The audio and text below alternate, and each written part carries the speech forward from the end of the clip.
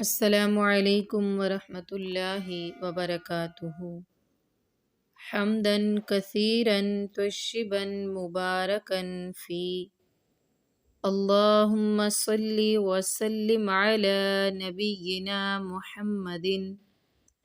اعوذ باللہ من الشیطان الرجیم بسم اللہ الرحمن الرحیم۔ الحمدللہ آج ہم سورہ نور کا آغاز کر رہے ہیں۔ تو سب سے پہلے لفظ سورہ، اس کا معنی پہچان لیجئے۔ عربی میں سورہ چار دیواری کو کہا جاتا ہے، مضبوط، باڑ اور فصیل کو سورہ کہا جاتا ہے،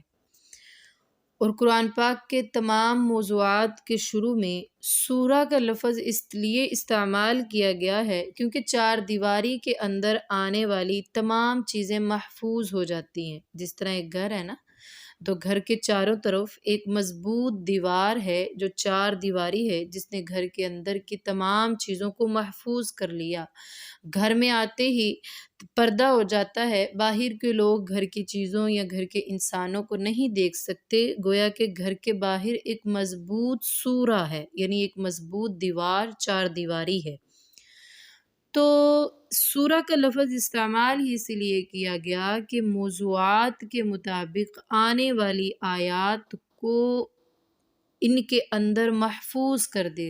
دیا گیا، کیونکہ قرآن پاک ایک ایسی کتاب ہے جس کی حفاظت کا ذمہ اللہ تبارک و تعالی نے لیا ہے، اور یہ تمام آیات محفوظ ہیں قرآن کی، کبھی بھی ان میں کوئی رد و بدل نہیں ہو سکتا ہے۔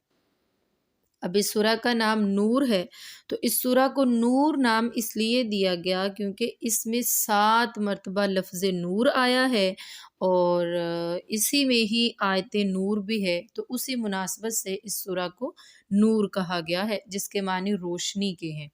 اس سورت کا بنیادی مقصد دنیا میں فحاشی و عریانی کا خاتمہ تھا۔ یہ سورہ غزوہ بنی مصطلق کے بعد 6 ہجری میں نازل ہوئی، اور غزوہ بنی مصطلق غزوہ احزاب یا غزوہ خندق کے بعد واقع ہوا تھا۔ غزوہ خندق کے موقع پر اتحادی کافروں کا لشکر 10,000 کے لگ بھگ تھا، اور یہ 1 ماہ کے بعد ناکام واپس لوٹا۔ تو اس موقع پر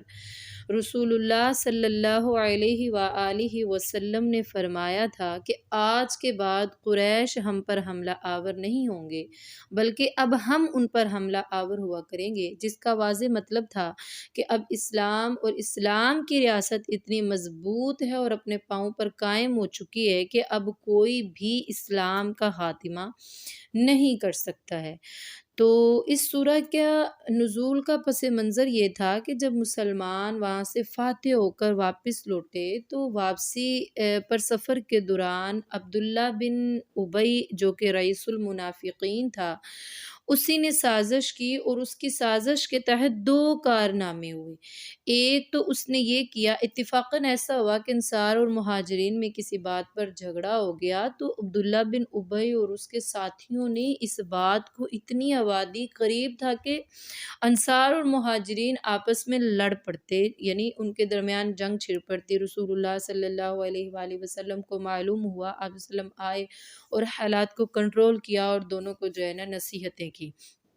ایک واقعہ یہ، اور دوسرا یہ پیش آیا کہ اس نے وہاں سے واپسی پر حضرت عائشہ صدیقہ رضی اللہ تعالیٰ عنہ پر تہمت لگا دی، جس کو واقعہ افک کہا جاتا ہے۔ تو اسی موقع پر اللہ تبارک و تعالیٰ نے اس سورہ کو نازل فرمایا، جس کی تفصیل انشاءاللہ ہم آگے سورت میں پڑھیں گے۔ تو اس کی پہلی آیت ہے سورۃن، یہ ایک سورت ہے کہ انزلناہا، ہم نے نازل کیا ہے اس سورت کو، وفرضناہا، اور ہم نے فرض کر دیا ہے اس کے احکام کو، وَأَنزَلْنَا، اور نازل کیا ہم نے، فِيهَا، اس میں، آیات، آیتیں، بینات، واضح واضح، لَعَلَّكُمْ، تاکہ تم سب، تذکرون، نصیحت حاصل کرو۔ تو دیکھیں اس سورت کی پہلی آیت کو بطور تمہید لایا گیا ہے، جس میں صیغہ جمع متکلم کا 3 بار تکرار کر کے اس سورہ میں نازل کردہ احکام کی اہمیت اور فرضیت کو واضح طور پر بیان کیا گیا ہے اور ان کی اہمیت کو اجاگر کیا گیا ہے۔ اور نیز یہ بھی فرمایا گیا ہے کہ ان احکام کی حیثیت صرف سفارشات کی ہی نہیں ہے بلکہ ان پر عمل کرنا فرض قرار دے دیا گیا ہے۔ نیز یہ کہ یہ احکام ایسے بھی ہیں کہ جن میں کسی قسم کا الجھاؤ یا ابہام نہیں ہے، یا کوئی بھی حکم تم پر مشتبہ نہیں ہے، یعنی ہم نے نازل کیا ہے اس کو ببینات لعلکم تذکرون، واضح واضح آیات کے ساتھ، واضح احکام کے ساتھ، تاکہ تم ان کو سمجھ سکو، تم پر کوئی بھی چیز متشابہ نہ ہو۔ اب جو سب سے پہلا حکم نازل ہوا وہ یہ کہ الزانیتو، زانیہ عورت یعنی بدکار عورت، والزانی اور بدکار مرد، فجلدو پس تم سب کوڑے مارو ان کو، کل واحد ہر ایک کو، منہما ان دونوں میں سے، یعنی زانیہ عورت اور زانی مرد میں سے، مئات جلدتن 100 کوڑے، ولا اور نہ تأخذکم پکڑے تمہیں، بہما ان دونوں کے حق میں، رأفتن کوئی شفقت، فی دین اللہ اللہ تعالیٰ کے دین میں، یعنی اللہ کے مقرر کردہ قانون میں، ان کنتم اگر ہو تم، تؤمنون تم سب ایمان رکھتے، باللہ اللہ تعالیٰ کے ساتھ، والیوم الآخر اور آخرت کے دن کے ساتھ، ولیشہد اور چاہیے کہ حاضر ہوں، عذابہما ان دونوں کی سزا کے وقت، طائفۃ ایک گروہ، من المؤمنین مومنوں میں سے۔ اس میں زانیہ عورت اور زانی مرد کی اللہ تبارک و تعالیٰ نے سزا مقرر کی ہے۔ اب جو سزا اس آیت میں ہے نا،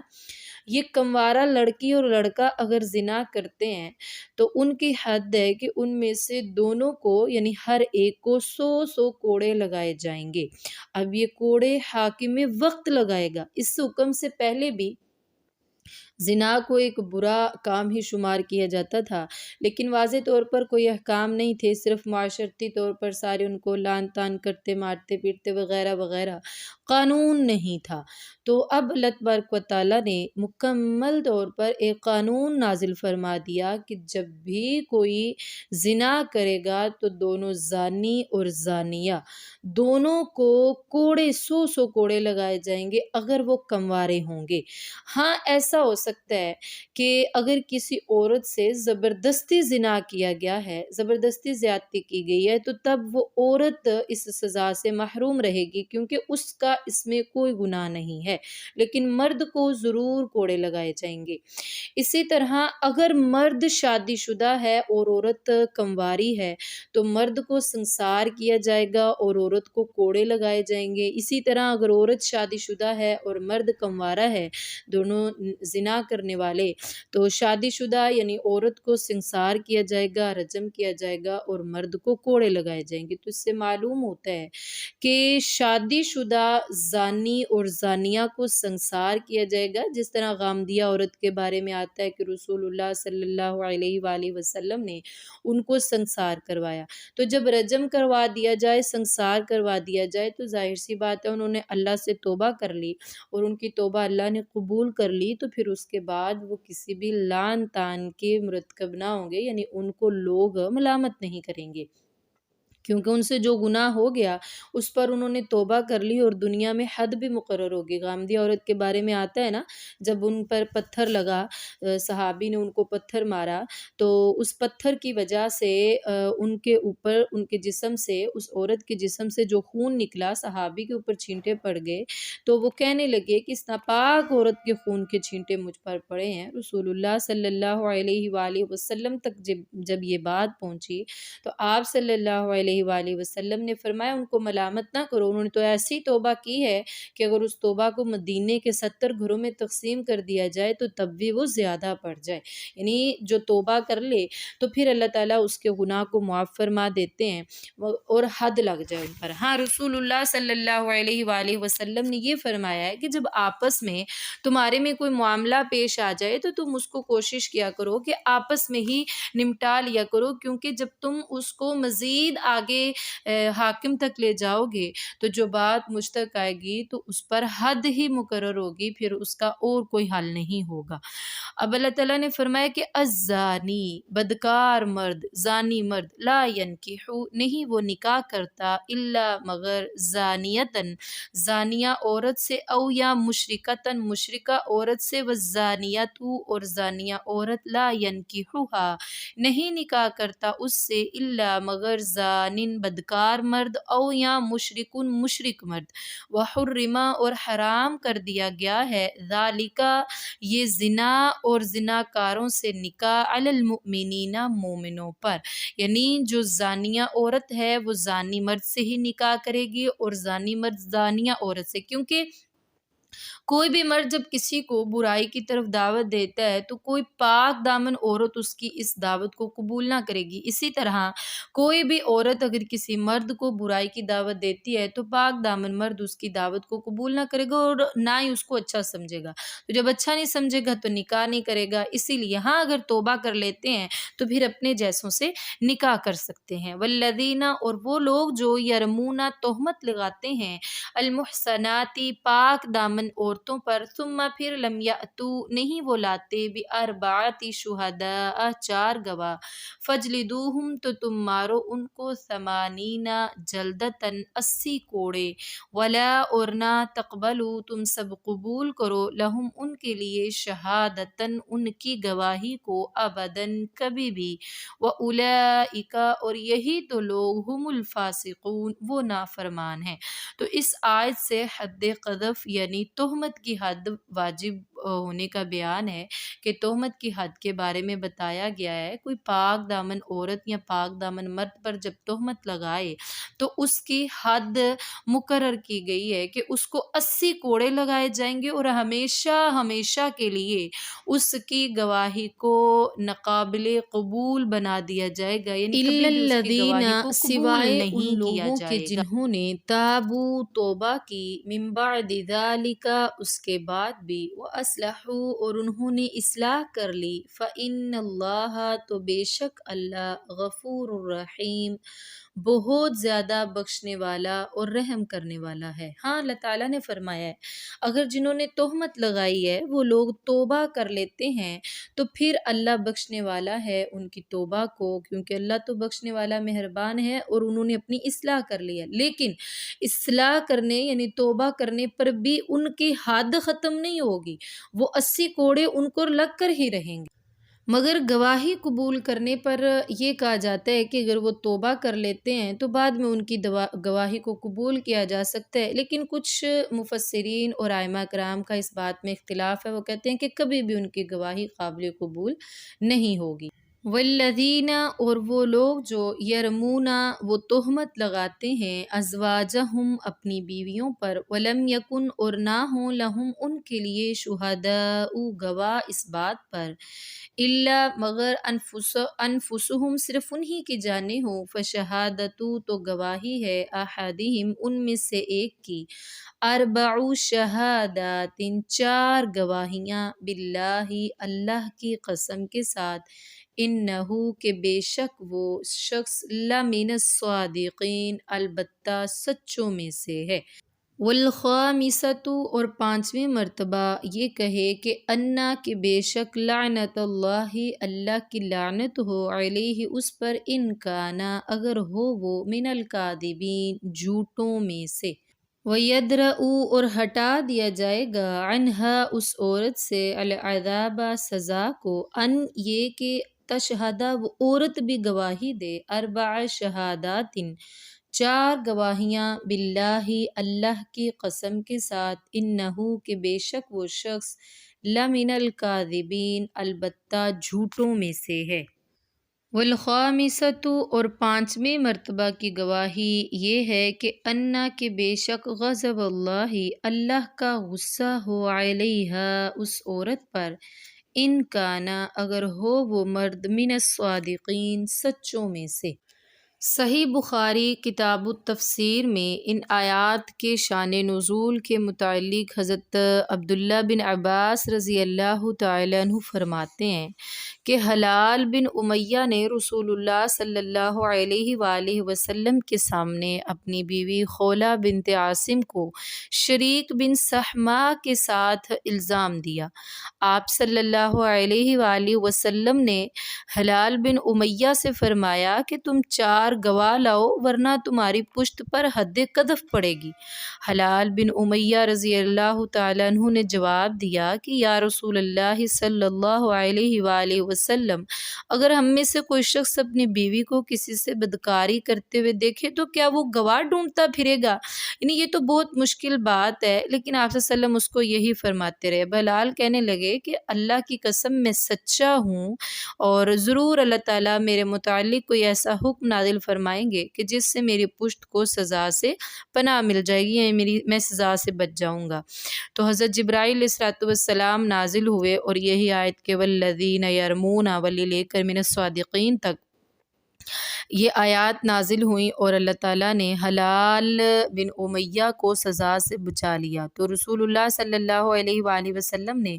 ہلال بن امیہ کی بیوی کو بھی بلایا اور ان دونوں سے یہ لعان کروایا۔ یہ لعان کی آیات ہیں۔ لعان کا طریقہ کار یہ ہے کہ اگر کوئی عورت اپنے مرد کو یا مرد اپنی عورت کو کسی کے ساتھ زنا کرتے ہوئے دیکھے تو حاکم کے پاس آئے اور حاکم وقت مرد اور عورت دونوں کو بلا کر دونوں سے گواہیاں لے گا۔ 4 گواہیاں مرد دے گا، یعنی 4 دفعہ وہ قسم کھائے گا اور کہے گا کہ میں نے اپنی بیوی کو کسی کے ساتھ زنا کرتے ہوئے دیکھا ہے، اور 5ویں مرتبہ جب وہ کہے تو اسی طرح ہلال بن امیہ بھی کہتے رہے، 4 قسمیں کھائیں، 5ویں دفعہ جب کرنے لگے تو رسول اللہ صلی اللہ علیہ وآلہ وسلم نے ان کو روکا اور بتایا کہ آج دنیا کی سزا تو کم ہے لیکن اللہ تعالیٰ کی گرفت بہت مضبوط ہے، تو لہٰذا تم ایسا نہ کرو۔ یعنی مرد کو کہنا ہوتا ہے نا کہ اگر وہ جھوٹوں میں سے ہو تو اس پر اللہ تعالیٰ کی لعنت ہو، تو یعنی ان لعنت اللہ علیہ ان کان من الکاذبین۔ تو اللہ تعالیٰ کے رسول صلی اللہ علیہ وآلہ وسلم نے فرمایا کہ اللہ کی لعنت بہت سخت ہے، لہذا اگر تم سے غلطی ہو گئی ہے، تم نے الزام دیا ہے تو تم توبہ کر لو۔ لیکن وہ سچوں میں سے تھے، انہوں نے فوراً یہ قسم کھائی اور کہا کہ اگر میں جھوٹوں میں سے ہوا تو مجھ پر اللہ کی لعنت ہو۔ اب جب ان کی بیوی سے کہا گیا تو انہوں نے بھی 4 گواہیاں دی، یعنی اپنے متعلق 4 قسمیں کھائیں اور کہا کہ میں سچی ہوں، میں نے گناہ نہیں کیا، مجھ پر الزام لگایا جا رہا ہے۔ جب 5ویں قسم کھانے لگی تو یہی معاملہ ان کے ساتھ بھی ہوا، ان کو بھی منع کیا گیا۔